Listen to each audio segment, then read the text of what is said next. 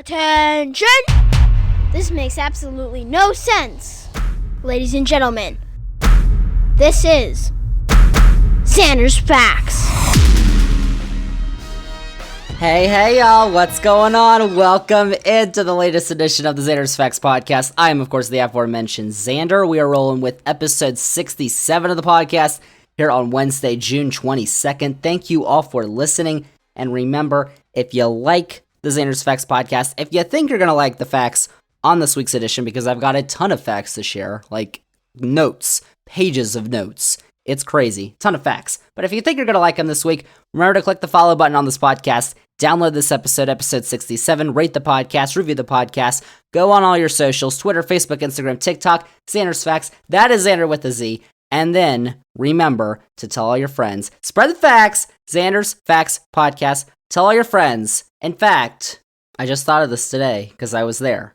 If you go to Starbucks or any place and you make an order and the person who is waiting on you says, all right, what's the name for your order? Say Zander's Facts, because they'll be like, well, that's a strange name. Zander's Facts. Zander with a Z. Remember that. And then they'll go look up Zander's Facts. They'll be like, what in the world is Zander's Facts? So they look it up. They say, oh my gosh, it's a podcast. Oh my gosh, it's a newsletter. So then they look Zander's Facts. They read Zander's Facts. They listen to Zander's Facts. Oh my gosh, it's changed Zander's Facts. So then everybody knows Zander's Facts. What are you talking about? That is called spreading the facts. Next time you go to Starbucks, you better do that. And also, remember to read Zander's Weekend Facts, because we've got a recap of the week's top headlines every Sunday morning on Zander's Weekend Facts. It is free to read and sign up to get it in your email inbox. Do that every Sunday morning, Zander's Weekend Facts. This week, I've got a ton of facts to talk about. We had 3 big facts last week. We kind of do this week too, but I've got a main topic to talk about, but 2 kind of little topics. One of them isn't that little, but we're going to talk about them this week. First, though, start with some sports. Basketball, to the detriment of our senior NBA analyst Hillbilly on this podcast. The NBA season is over. So sad. Because the NBA Finals came to an end on Thursday night with the Golden State Warriors defeating the Boston Celtics in 6 games to win the NBA championship. Now, I don't know if you know this, but a couple weeks ago, Hillbilly was on the podcast, and we predicted the NBA Finals. This was before the finals started, and who was going to win and how many games. Both of us said Warriors in 6. So, if you're following Zander's Facts, that is yet another correct fact. Last year, actually, I proclaimed myself the king of facts because the Bucks won in 6, and I said before the finals started that the Bucks were going to win in 6. So, on basketball-related matters, you might want to listen to me, because I don't know if you know this, but the Ncaa tournament, March Madness, Here we go. the championship, I predicted Kansas would win it. Before the tournament started, Kansas won it. Last year, I predicted Baylor would win it. They won it. I mean, I am 4 for 4 on my basketball championship predictions on this podcast, which, I mean, it's called Zander's Facts for a reason, so.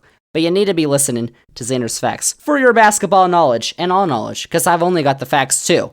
So the NBA season is over. As I said before I went off on my little rant, but the Warriors won. They beat the Celtics in 6 games. For Steve Kerr, their head coach, and their tandem, Steph Curry, Klay Thompson, Draymond Green, it is the 4th championship for the Warriors in the last 8 seasons, and it's a pretty tremendous rebound for a team that was dominating the league in the last half of the 2010s when they won their other 3 titles, but they took a major drop-off in the last 2 seasons, because in the last 2 years, they did not make the playoffs at all. They didn't make it in the bubble, and then they didn't make it the next season, 2021.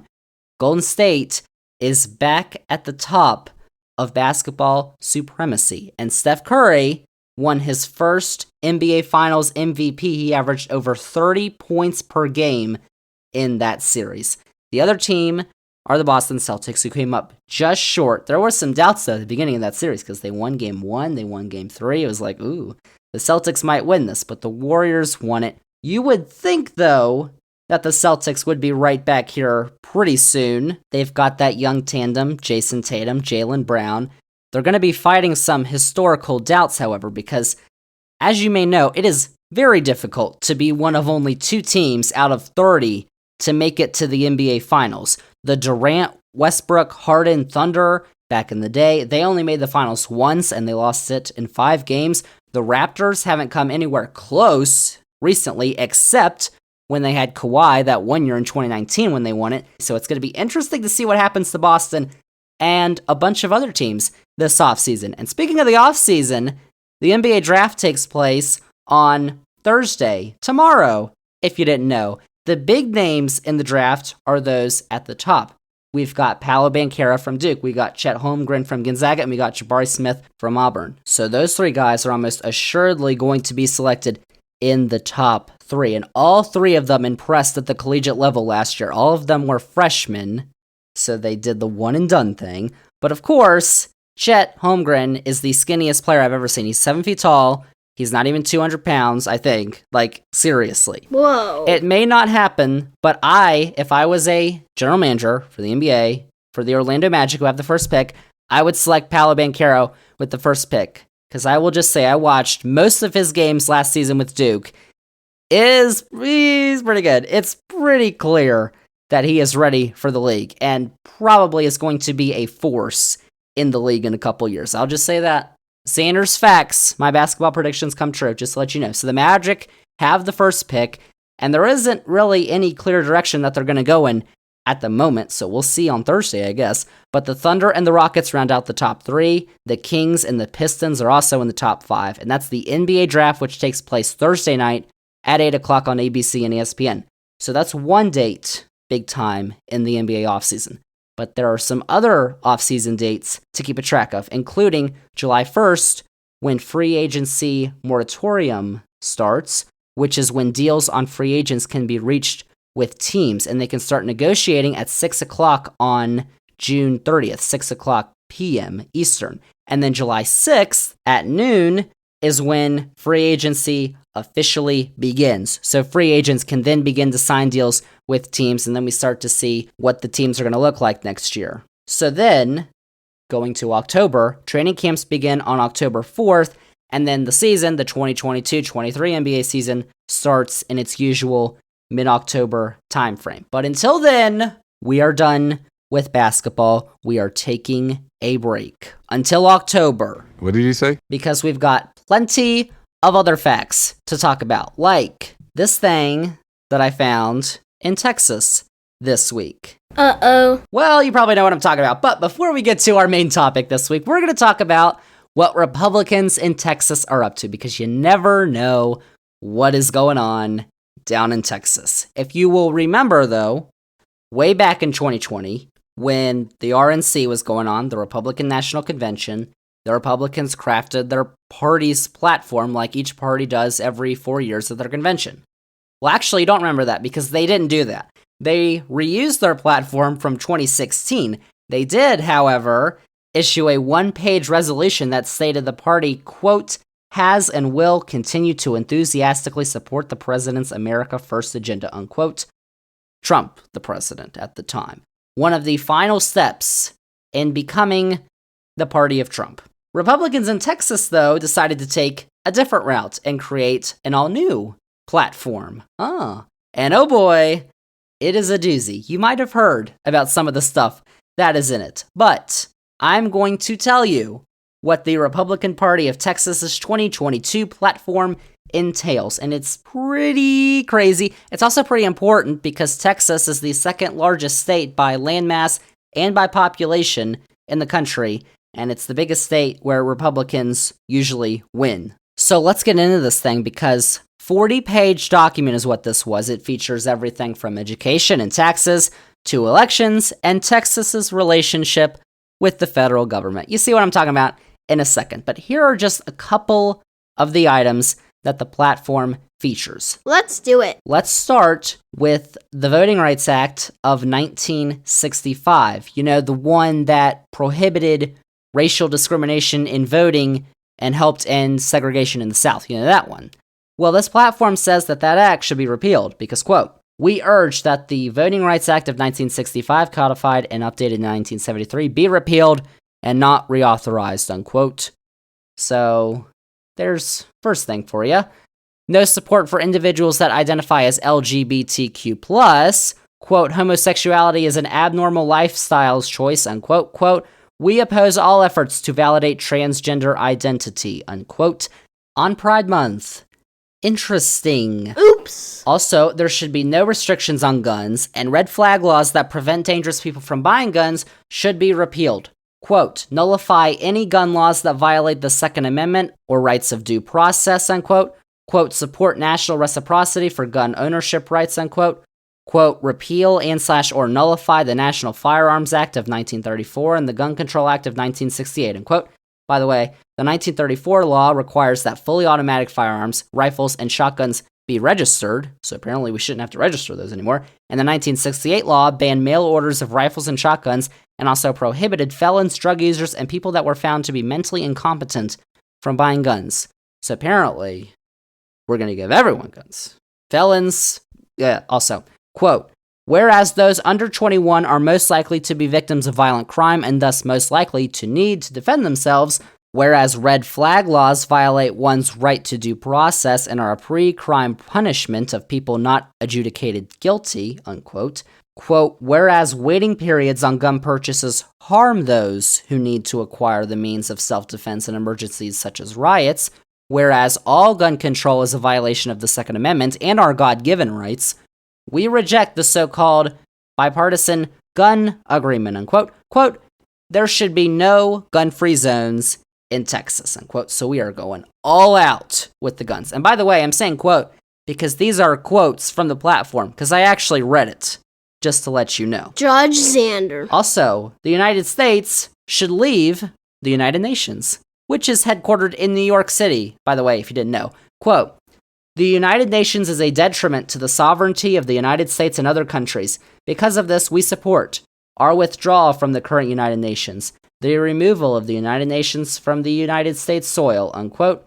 Quote, withdrawal from the corrupt World Health Organization, WHO, unquote.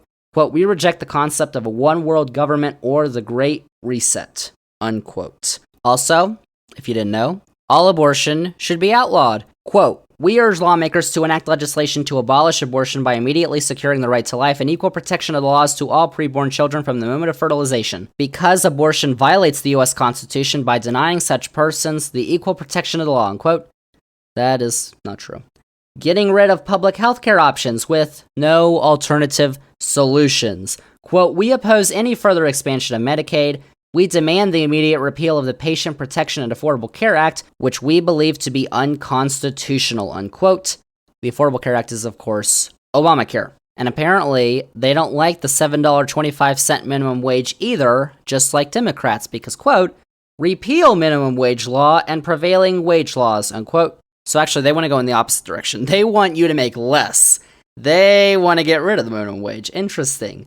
Also, marijuana should not be legalized. Quote, oppose the legalization of recreational marijuana and offer opportunities for drug treatment before penalties for its illegal possession, use, or distribution, unquote. Money should also be diverted from public schools towards private and charter schools. Quote, Texas families should be empowered to choose from public, private, charter, or homeschool options for their children's education, and the funding should follow the student, unquote. Quote, we oppose any attempt to regulate homeschooling or the curriculum of private or religious schools, unquote.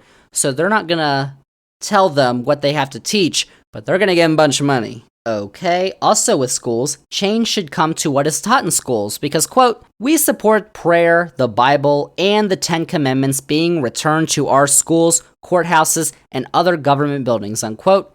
They also want to remove sex education from the curriculum of public schools. Quote, Texas students should learn about the humanity of the preborn child, including life-affirming decisions of life and the study of life.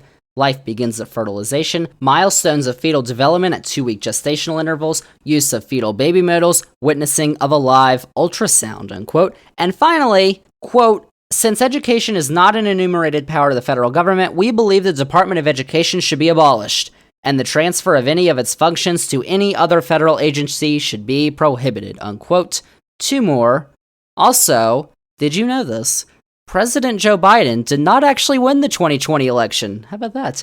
Quote, we believe that the 2020 election violated Article 1 and 2 of the Constitution. Oh. That various secretaries of state illegally circumvented their state legislatures in conducting their elections in multiple ways, including by allowing ballots to be received after November 3rd, 2020. We believe that substantial election fraud in key metropolitan areas significantly affected the results in 5 key states in favor of Joseph Robinette Biden Jr. We reject the certified results of the 2020 presidential election, and we hold that acting President Joseph Robinette Biden Jr. was not legitimately elected by the people of the United States. We strongly urge all Republicans to work to ensure election integrity and to show up to vote in November of 2022. Bring your friends and family, volunteer for your local Republicans, and overwhelm any possible fraud, unquote. So, And finally, Are you done? here's the big one. Give Texas the option to secede from the United States. Quote, pursuant to Article 1, Section 1 of the Texas Constitution, the federal government has impaired our right of local self-government. Therefore, federally mandated legislation that infringes upon the 10th Amendment rights of Texas should be ignored, opposed, refused, and nullified. Texas retains the right to secede from the United States, and the Texas legislature should be called upon to pass a referendum consistent thereto, unquote. Quote, we urge the Texas legislature to pass a bill in its next session requiring a referendum in the 2023 general election for the people of Texas to determine whether or not the state of Texas should reassert its status as an independent nation, unquote. Well, holy that is a lot. Obviously, there's a ton of crazy stuff in there, but the last point, as you may have thought, is what has brought pause and attention. Texas retains the right to secede from the United States. So, Texas Republicans might want to secede from the United States, become an independent nation as they were for 10 years before it was annexed by the US in 1845. Everything is bigger in Texas, I guess. Even the craziness. Now, it's not like we're actually begging Texas to stay. I'm sure that the other 49 states would do perfectly fine without Texas. But Republicans might actually want to beg, because just looking at this politically, if Texas leaves, that's 2 fewer Republican senators, 24 Republican House seats that would be gone, and 38 fewer votes in the Electoral College. Did you know that? It's not just Republican politicians that would suffer. The effects of this would be devastating for Texas, and we actually talked about this a little bit back on episode 49 of this podcast, which you should go listen to, by the way. Shameless bug. When the talk of civil war in the country was rising, we were talking about that. Talked about that on the podcast because we had crazy stuff. But also, this is crazy. This is crazy stuff too. It ain't gonna happen. But let me just say, if Texas leaves, there goes all the federal funds that the state gets. Federal aid funds account for 32.6% of the state's revenues. And I don't think that people in Texas would be kind to pay the government more money because they seceded, and now the government needs more money to pay for their services. But Texas is the only state that's willing to take that catastrophic step, because Texas is not alone. Texas is not the only state that gets money from the federal government for their state's revenues. And a bunch of states get a lot more, some states get less. But Texas is the only one that's willing to take this step. And if Texas leaves, there goes all that healthcare for its citizens, government healthcare. Texas had 4,286,051 Medicare beneficiaries in 2020. They had 4,034,937 people enrolled in Medicaid, things which the Texas GOP would rather abolish anyway. And because they're not a part of the United States, they wouldn't have. So all those people would be like, where's my healthcare? They'd be like, oh, sorry, we took it away. And then be like, oh, why would you do that? Well, Republican stuff. So what would be in place in Texas would not be democracy. As we've said on this podcast, Republicans really don't care about democracy because all they want is power. It would basically be a church state, a theocracy, not a democracy. If you know, there are only 6 countries in the world that are theocracies, including Afghanistan, Iran, Saudi Arabia, and Yemen. Spitting the truth. And I don't think I'd like to live in any of those countries with oppressive governments. But I guess that's what Texas wants. Or the Republican Party. I don't know. But there were 5,890,347 votes for Trump in the 2020 election in Texas. But there were also 5,259,126 votes for Biden in 2020. And if Texas secedes, what's going to happen to all those voters who didn't vote in the Republican tyranny? Like, surely the deeply blue cities of Austin, Dallas, Houston, San Antonio, and a bunch of others probably wouldn't want to leave. So, I mean, those are all things to think about in this scenario. A scenario, I will say, very unlikely, very outlandish. Don't play much into this because it's not going to happen. It feels like every so often something like this gets brought up and it takes over the news coverage. I would doubt that there's any chance of this happening in the near term. I don't know. Those people are crazy. Insurrection. They did that. We'll see. But actually, what's going on here is what Texas Republicans are doing by including that is trying to shove your attention away from everything else that they included in that platform, which is why I read all that stuff off. Getting rid of any and all gun control measures, outlawing abortion, keeping marijuana illegal, bringing Jesus back into public schools, and repealing the 1965 Voting Rights Act, among others. All policies which are unpopular and of which Republicans are not in the majority in this country. That's the big story. And the fact that they still believe that the 2020 election was stolen and that Joe Biden's not the legitimate president. Are you stupid? I would just say that it shows a lot about the Republican Party in 2022 when the Texas Republican Party's platform is that. So I just want to remind you, because you all are thinking, well, I can't believe Joe Biden is causing inflation. He's got the gas prices go so high. I'm not going to vote for him. Well, the alternative is that, what I just read. Also, all the stuff that you just blabbered, or I just blabbered, about inflation and gas prices, we're going to talk about, like, right now on this podcast, because let's get to our main topic for the day. Tell me. The economy. It's the economy, stupid. James Carville. Specifically, what's going on with gas prices and inflation. Now, these are topics that we have touched on this podcast before, but I felt like we need to revisit them this week because a lot has changed and people are still thinking stupid stuff. So I had to get the facts out, bring them out, make sure you knew the facts, because I got a lot of facts on this issue. True. So let's talk about them. Because as you may have known, if you're in the United States, around the world also, gas prices have soared for many over the past few months. But gas is not the only thing that has increased in price. Basically everything is costing more. And people, as you may have thought, are not happy. You may not be happy.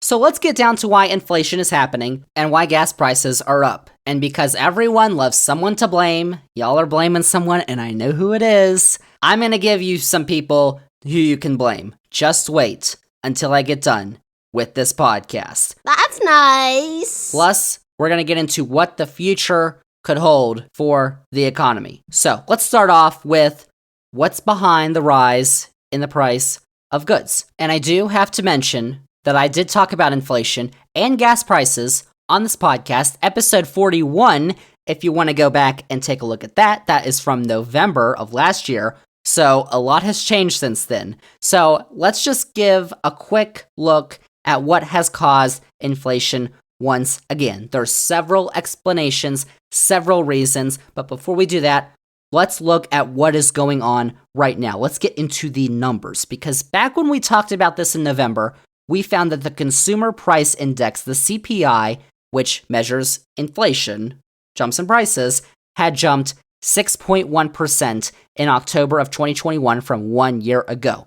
Well, now that number in May of this year was at 8.6%, which is the highest since December 1981. It's not as high as it did get back then, though, because that number reached as high as 14% in the early 1980s. Yikes! Both those numbers are well above what policymakers' targets are for annual inflation, which is about 2%. That's how much we should be growing each year in the Consumer Price Index. We're growing way too hot, 8.6%. The Consumer Price Index, CPI, if you didn't know, comes from the Labor Department, and it calculates the prices of various goods and services to see what change there has been from 1 year ago to now. So say I'm looking at a car, or the average of cars, and I look at the cars, the prices, the average price from a year ago, then I look at it from today, the consumer price index sees that jump. Let's just say it's 8.6% higher. So there you go. When you take out food and energy prices from the CPI, though, it was up 6% from last month. So when we take a look at the individual sectors of the CPI, food and energy, of course, are leading the charge in the increase. Food costs are up 10.1% over the past year. Energy prices are up 34.6%. Fuel oil is up 106.7%. It has doubled. Shelter costs are up 5.5% over the last 12 months, and shelter costs actually account for nearly a third of the CPI. Another issue have been vehicles, which are in low supply due to supply chain shortages, which we're also dealing with. Used vehicle prices are up 16.1% over the past year. Travel prices are increasing too, which is expected because people are getting out after COVID. They couldn't go anywhere. Now everybody's going everywhere, it seems, which is slow down, people. Flight prices are up 38% over the past year, and hotel prices are up 22%. That's a lot of numbers. And also, when we were looking at this back in November, the average price for a gallon of gas in the US was $3.41. That number is now $4.97, which is actually lower than a week ago when it was at its all-time high, just above $5. And this is all happening while wages are not increasing as fast. In fact, on a year-over-year basis, real average hourly earnings were down 3%, which means that buying power has decreased. Your buying power has decreased by 3% on average. So, what is causing the rise in prices? Well, there's several things, including coming out of the pandemic can be to blame. And also, COVID lockdowns in China, which are still going on, Russia's invasion of Ukraine as well, have created supply chain shortages on goods, mainly gas in Russia's case. Shortages of truck drivers and spaces in warehouses and ports for goods to come into the country are also causing issues, and manufacturing is not up to pre-pandemic levels thanks to Chinese lockdowns a lot. Scarce goods and shortages of workers and key sectors, prices are rising because of those. Another reason is the money that was pumped into the economy during COVID. I'll just say that. The stimulus checks that were sent out by the government did encourage more spending, while supply has not picked up in many areas. Now, I am not saying that there should not have been stimulus checks during COVID, because there should have been, because if there weren't, the economy during the early lockdowns of COVID probably would have been much worse if they weren't set out. So that did help. And also, encouraging spending specifically on big purchases has been the low interest rates set by the Federal Reserve, although that is changing now, which we're going to get to in a second. So in short, people are spending big, but supply hasn't picked up to coincide with increased spending. It's simple economics, supply and demand. You all hopefully know how this works. When you have large demand but small supply, prices go up because you've got a bunch of people clamoring for that small supply. On the contrary, when you have small demand but large supply, prices go down because you want people to buy your stuff. This is a fact. So that's basically just a recap of what we talked about back on episode 41 in November, but with an updated look for June of 2022. But I didn't really mention gas prices. I did a little bit. But what about gas prices? Because that has been a key sticking point for people. It's the same thing. High demand and low supply. It's not the president, Joe Biden, pushing some button on his desk to make gas prices go higher, even though that is what some people think. Gas prices are rising because the price of oil has been rising for a little bit now. But there are several factors behind this. The main one is that the price of crude oil has risen rapidly. You'll remember that there was actually a point during the pandemic where you could actually get paid to buy a barrel of oil. We should have done that. Not the case anymore. As of Tuesday, the price for a barrel of oil was around $110, and it was about this high in the first half of the previous decade, the 2010s, but it hovered between $50 and $70 in the latter half of the decade.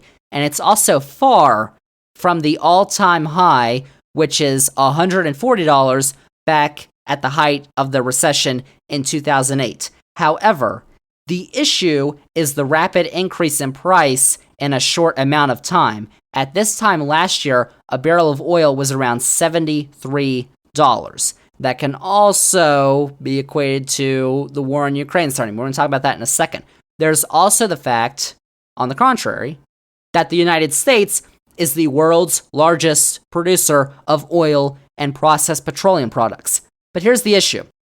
The U.S. sends a lot of that oil to other countries like those in Latin America and Europe. The U.S. is a big exporter of oil. But why don't we just use that for ourselves? That's because, as I'm about to tell you, Listen up. refineries in the U.S. process the types of oil that we do not use. They process other types of oil that is used in other countries. Why? I don't know. But the cost to reconfigure those refineries would be expensive for the poor oil companies who aren't making any money. That's not true. You're a liar! So, the US has to buy most of its oil from other countries and is the second largest importer in the world after China. We also use much more oil than we produce, so even if those refineries were reconfigured, we would still have to import oil. So then, where are we importing oil from? Well, the answer includes many countries that we aren't exactly friends with. Now, actually, the top two sources of petroleum to the US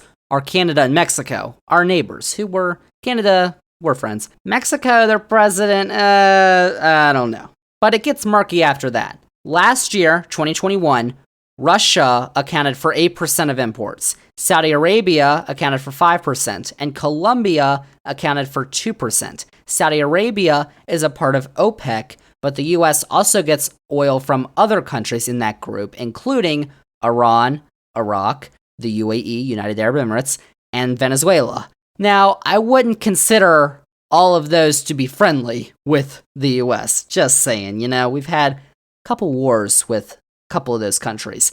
Russia's war with Ukraine and subsequent halting of buying oil from Russia by most of the world has had a big impact as well. Oil prices spiked right after Russian oil stopped being bought, which is a good thing because Russia's bad.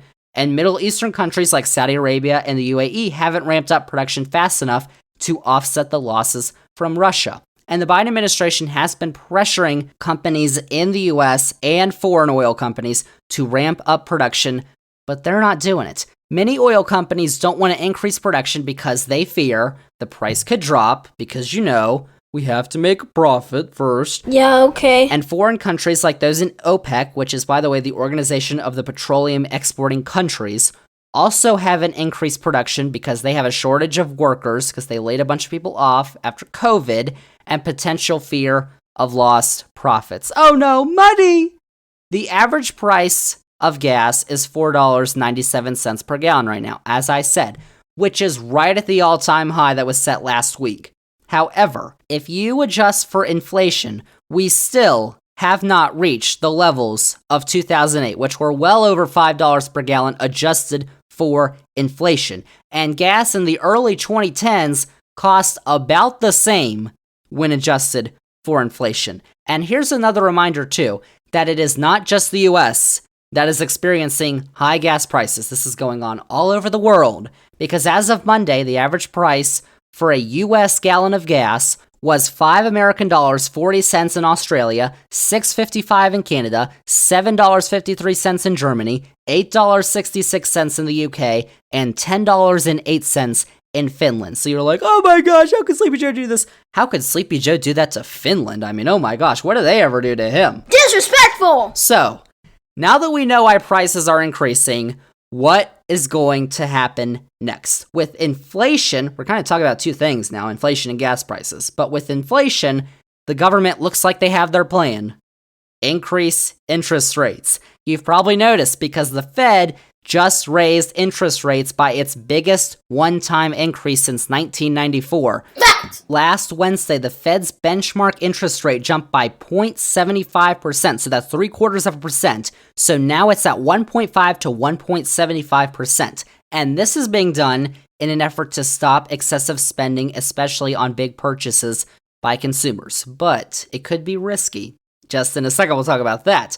And there's also supply chain shortages, which have also been a major factor in the excessive inflation. And those, hopefully, should ease their way back to normal over time, because China's COVID lockdowns have been a major factor in this, and hopefully they will ease up in the near future. However, economic analysts are now saying something they weren't just a few months ago, that the US could be headed in the next year, bear with me, for a recession. Oh my gosh, Zander, how could you do this to us, a recession? First off, I didn't make the rules. Second off, yes, hold your horses' whinies, because I know a bunch of you just whined when I said that. Quit your whining. Because while most aspects of the economy are healthy at the moment, like consumer spending and the job market, the sudden increase in interest rates could bring a jolt to the economy that could be harmful. So when we take a look at the stock market, I mean, we're looking at it back in November on the podcast, and it was doing pretty well, but it has had a rough 2022, because after Tuesday's close, where the Dow actually gained 641 points, the Dow Jones Industrial Average sat at 30,530 points. The issue is that it is down nearly 16% from the beginning of the year and almost 10% from 1 year ago today. The Nasdaq, which is currently at 11,069 points, nice, is down 29% from the beginning of the year and 21% from a year ago, while the S&P 500, which is currently sitting at 3,764 points, is down 21% this year and almost 11% from a year ago. So the stock market hasn't been at this level since early 2021. A bear market could be in the near future, we'll see, but we also aren't sure where it could go, because it could go right back up to record levels. We don't know. We'll see. But there's also the worry of stagflation, which is a term that is being used recently, which you were like, what is stagflation? Well, stagflation could bring a mixture of high inflation and slow economic growth. Economists believe that the unemployment rate is going to increase from where it is right now at 3.6% due to the Fed raising interest rates. Now, if the unemployment rate starts to increase before the rate of inflation goes down, the CPI, that could be the signal for stagflation, which is what happened in the 1970s. But let me just say, because you all freaked out, 1970s were not very good. But economists do not see any potential effect to be the same as what happened then. So hopefully that's true. Now, in regards to oil, production is rising, which we need. And there appears to be short-term relief, because gas prices could continue on their downward trend for the next few weeks, but not very much, just, a little bit. And last week, President Biden took a shot at oil companies. He wrote a letter to 7 oil refiners that operate in the U.S. Biden noted that back in March, when oil barrel prices were about the same price, about $120, gas prices were averaging $4.25 per gallon. Now, they're higher than that. Biden blames corporate greed for the increase over the last few months, saying that oil companies' profits, quote, are currently at their highest levels ever recorded, unquote. So, Biden's actually right about that, because ExxonMobil, which is the U.S.'s largest oil company, reported a net profit of $5.5 billion in the past few months. Chevron posted its highest quarterly profit in nearly a decade, and Shell had its highest earnings ever recently. Of course, all these companies are doing is raking it in for their company leaders and their shareholders, because, those are the people that we should be caring about the most, not the people who are actually, going to their jobs paying for gas. No, we need to give the money to the company leaders who are already making billions. That's not a fact. But also, Biden claimed last week that there were over 9,000 oil drilling permits across the U.S. that are going unused at the moment. And PolitiFact rated that claim as mostly true, saying that the only issue with it was he did not include the explanation that it takes time for companies to begin drilling. But it is correct that at the end of last year, there were 9,173 approved and available permits to drill oil on federal and Indian lands in the United States. Out of the more than 24 million acres that are under lease to oil and gas companies in this country, close to half are not producing any oil. That's a fact. So basically, his claim was rated mostly true because the government has done all they can do to give oil companies land to drill, and didn't mention that the oil companies actually need to do work to get rigs there and other materials to the lands to drill. Like, you see where I'm heading with this? Many oil executives also believe that an oil price crash is coming. In the past 8 years, we have had 2 of those, 2 crashes. So it's probably going to happen.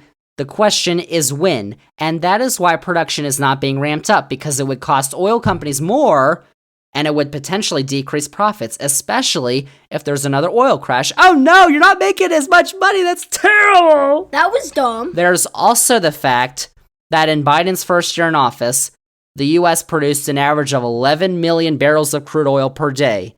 That number in Trump's first year was 9 million. Now in 2019, that number was 12.3 million. But forecasts from the U.S. Energy Information Administration have that number reaching 12.4 million next year, which would be an all-time record. So we'll see. And also, you're probably listening to this podcast and you're like, oh, Zander's not talking about the Keystone XL pipeline because Biden got rid of that and that would have been the savior to all our problems, right? Oh, yeah. I don't think so. Well, sorry to burst your bubble, but the talk that the Keystone XL pipeline would be saving us right now is a pipe dream. See what I did there? The pipeline, which President Biden revoked the permit on for federal lands, would not be complete and would still have a couple years left until completion right now. It was only 8% complete when the permit was pulled last year, so I don't think it'd be ready right now. That pipeline would have increased the flow of crude oil from Canada to the Gulf Coast.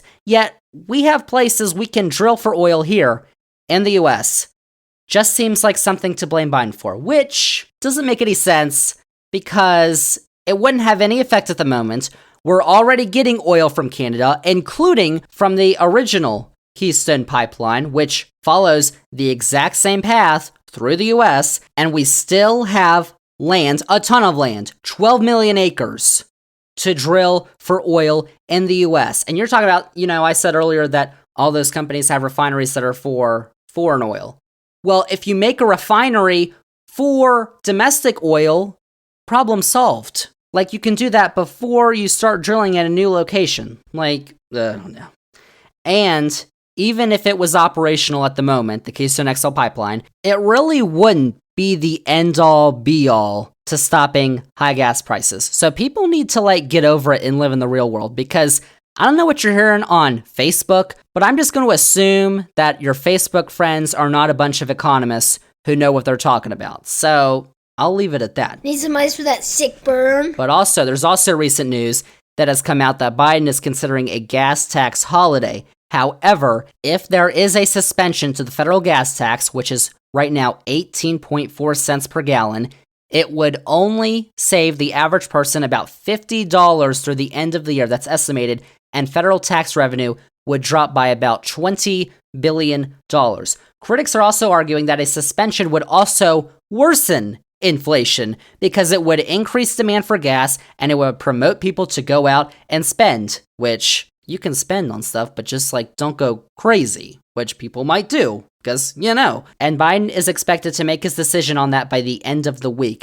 Now, just for a moment, because you all heard gas tax, and you're like, oh, well, my state implemented a gas tax, or my state was talking about a gas tax. I had to talk about Virginia, my home state, because Governor Glenjamin is arguing for a state gas tax holiday for 3 months. But it was found that the savings of that would likely be minimal for consumers, and all that would happen is the revenue for the Department of Transportation, where the gas tax revenue goes, would drop, and then VDOT wouldn't have as much money for road repairs. So then our roads would be janked up. So then there'd be a bunch of potholes everywhere. And then if you hit a pothole, that's a lot more money to repair your car than you're going to get in savings from this gas tax holiday. It's the truth. Jeez Louise. Of course, this is the same man who is now forcing all state workers to work in office 4 days a week. But as I just told you, supply and demand. Why are you increasing demand when you want to lower the price? When you have low supply? Oh my gosh, that boy. Of course, just to wrap this up, I'm always going to come into a conversation about oil and mention that there are alternatives, because we talked about it on this podcast. Episode 42, in fact, just right next to episode 41, if you want to listen to that. Ramping up production on wind, solar, hydro, and other renewable energy sources has got to be a priority for the US and others around the world. And Biden has prioritized that, which is why a bunch of people are getting angry. Oh, you're taking away my oil, my coal. Well, oil and coal are not going to be around forever. We're going to run out of them someday. We've basically run out of coal in Appalachia, and now it's one of the poorest regions in the country. You see what happens. We better be ready when we do, because we have a test case of this. Coal is gone in Ohio, Pennsylvania, Virginia, Kentucky, West Virginia. Coal country. It's gone. And those places are deserted. They are poor. It is horrible. We know what happens when you are not ready, when a fossil fuel runs out. So now we gotta prepare, because we don't want the whole country looking like that. Rough times. No, not! So, in conclusion, let me just remind everyone of something that I said back in November on episode 41, because you're thinking inflation. Inflation's terrible. Inflation is not a bad thing. When you don't have inflation, you either have two things: stagnation or deflation. And those are really bad for the economy, because stagnation means the economy is not growing. Deflation means it is shrinking, which you don't want it to shrink. Now, the level of inflation we're experiencing is cause for concern, because over the last 40 years or so, inflation has increased around 2% each year on average, which indicates a healthy economy. That's what they're going for. What the goal is to have inflation increase at a slow and steady rate along with a similar increase in wages, so that consumers don't feel the increase that much.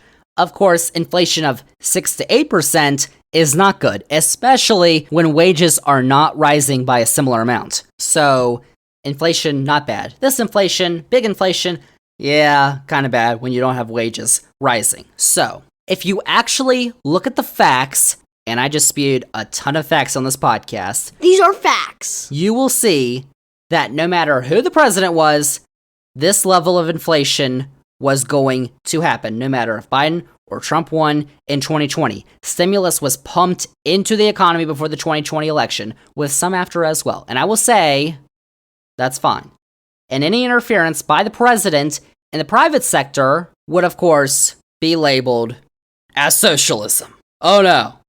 But what the stock market does, along with the unemployment rate in the near future, is going to determine whether we can get out of this without a recession or if we're going to fall into one.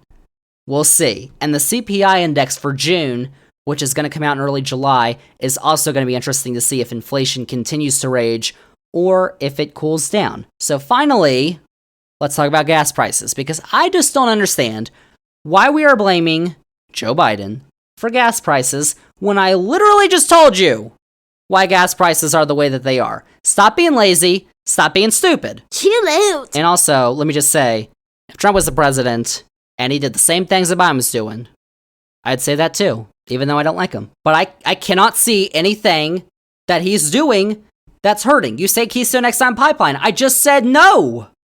With facts. Like, you want someone to blame, here's someone to blame. Maybe the leaders of the oil companies you should blame, because the oil companies are, in fact, it is a fact, bringing in record profits as prices rise for consumers, especially when the Biden administration has given millions of acres of land to oil companies, only for them not to drill. Like, they're not drilling. They have the land. The government has done what it needs to do, but the companies won't drill because they're prioritizing profits. Next time you go to the pump, maybe don't stick a little stupid Biden I did that sticker on the pump. How about you stick a little Exxon I did that sticker or a Shell sticker on there? Actually, don't actually do that, because that's defacing private property and it's legal, and don't be stupid, moron. America! And yes, electric vehicles are a great solution, but they are hard to come by right now, I know that, and they are expensive right now. And also, Tesla apparently is out of the picture now because Elon Musk is a dolt. But maybe don't blame those who are pushing solutions like wind, solar, and electric so that we can actually get off oil, because we are going to run out of oil. The world is going to run out of oil at some point. So, we have other options. Maybe we should start using those other options. Now, You all are thinking, oh my gosh, this man just loves Joe Biden so much. I am not being a simp for Joe Biden. Please. Because if he was actually doing something to raise oil and gas prices, I would call him out. Just like I said, if Trump was doing the same things that Biden's doing, I wouldn't call him out because I wouldn't see anything that he's doing. I'd call him out for other stuff, like he's got a bunch of other problems. But this, I don't see anywhere that he is hurting right now. So where would I call him out? Because I actually learned the facts.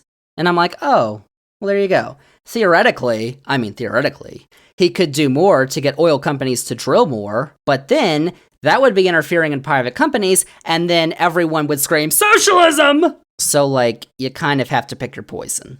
So that's what I got. So there you go.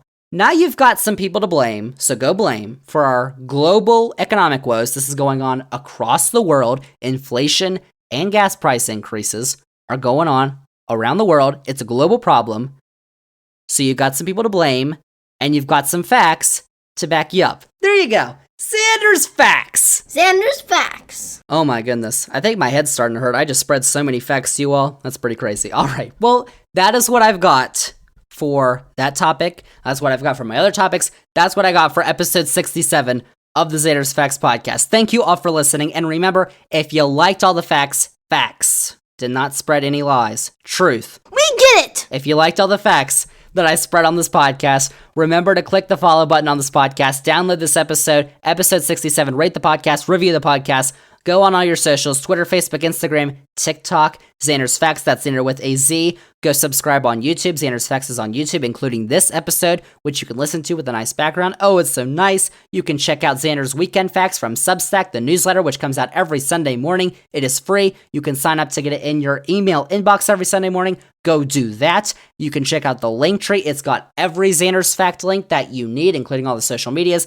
Zander's Weekend Facts, the YouTube, all that stuff. Check it out. And then finally, remember to tell all your friends, and when you go to Starbucks, spread the facts. Zander's Facts podcast. That's episode 67. Episode 68 is coming next week. We're going to talk about some more facts. Actually, I think we're going to stick with the economy. We're going to talk about wealth inequality, the wealth gap on this podcast, which we haven't talked about before. So you might want to listen to that because I'm going to have some facts for you next week on episode 68. But that is it. That is a wrap on episode 67 of the Zander's Facts podcast. Thank you all for listening, and we'll see y'all with episode 68 next week.